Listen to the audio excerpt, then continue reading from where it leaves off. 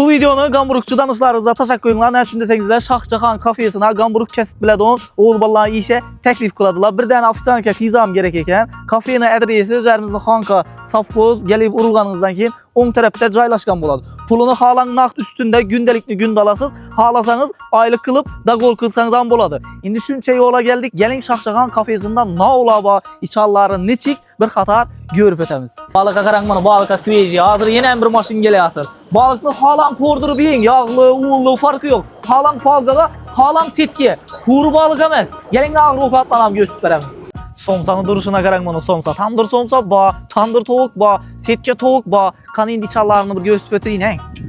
Bay boyunu çete verdiğiniz hem öz ba. İmanda başta bilyardını basasız bir teşkilde. 30 gramdan keyin ibana çekeli istinin. Eşikten giresiz imede ufşuz alı ba. Halan ivanda keten ba. Hazır muzazlara oturttu. Halanı bir dinli.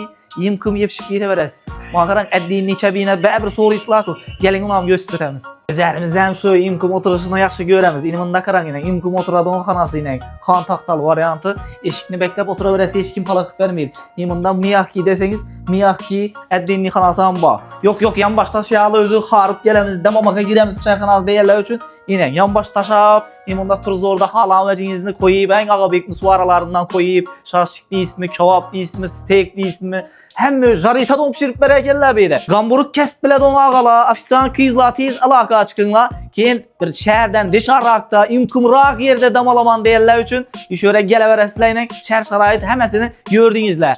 Caybirona temen desenizler pestinin nömrü bir seyateldi zannet edip gelesle buz diye kanlısanın defeden beri duruptu. Koy içanını taze havada oturamız değerler için dışan taraftan üstler yüzülen koyup koyuptular. Suyunu sefedeler buz diye boladı. Tez tapçallar koyuladı bir yere. Yan başı sitkiye üstü oralgan. Dışandan şerti bayinen. En asasisi menin de mütela için zor eken bir. Ne için değilsizler mi? Bir umma usluk yok. Halam köçede oturası mı? İçanda mı? Eddenliği kanada mı? Farkı yok. Usluk alınmıydı. Min merteben söyleyenden bir merte üzeriniz. Gelin de üzeriniz baha verip iyi teslim vereceğim.